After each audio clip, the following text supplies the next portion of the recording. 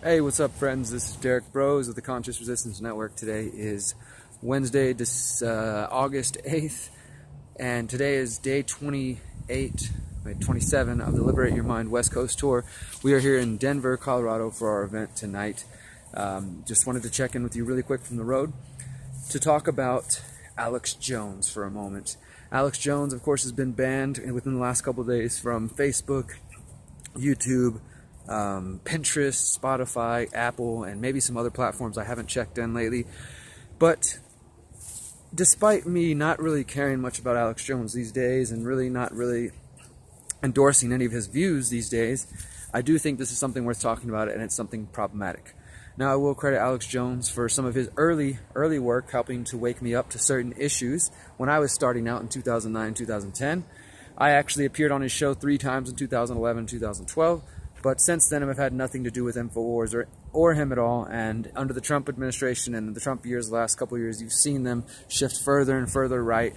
I've actually done a couple of videos. One was called "The Silence from Infowars is Deafening," showing how old Infowars, circa 2012, 2011, 10, would call out some of the same players that are now part of the Trump administration and some of the same people. But today, the current Infowars, the current Alex Jones, remains silent on that. However, despite that, the issue at hand is important. And what you have happening here is, well, people across the mainstream, corporate, deadstream media putting out clip after clip talking about how Alex Jones is dangerous and how it's a diseased way of thinking. Specifically, the things I've heard them mention in most of these reports, and I spent the last couple days watching dozens and dozens of videos. They're mentioning Alex Jones believes that the government can control the weather, aka geoengineering. They mention that Alex Jones does not believe that the official Sandy Hook story is true.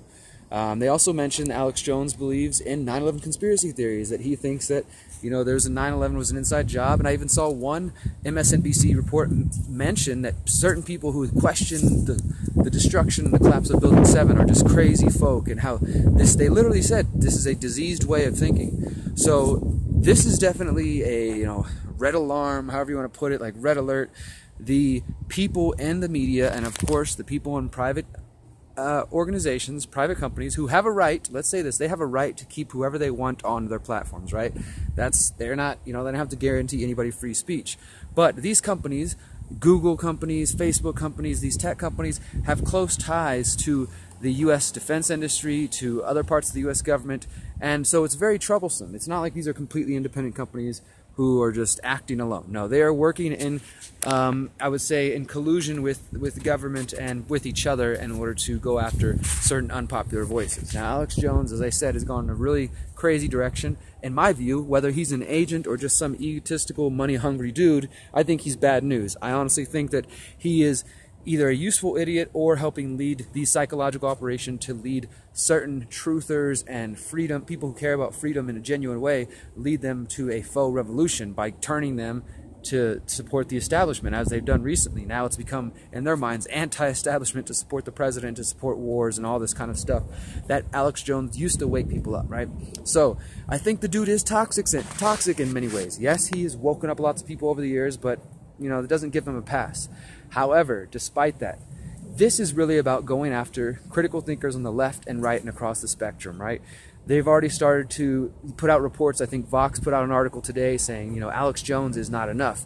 And they had a picture of Stefan Molyneux, who I also don't like, Lauren Southern, who I really don't like either, and then Luke from We Are Change, who I consider to be a colleague, and others. My point is, they're not going to stop with Alex Jones. They're going to go after any voices who are counter to the mainstream establishment narratives, and you need to be aware of this. So please, please, please follow my website if you care about my work, theconsciousresistance.com. Bookmark our website. I'm trying to start downloading all of the rest of my videos from YouTube, putting them on Steemit and DTube so that they will be saved, and so I will have copies of them.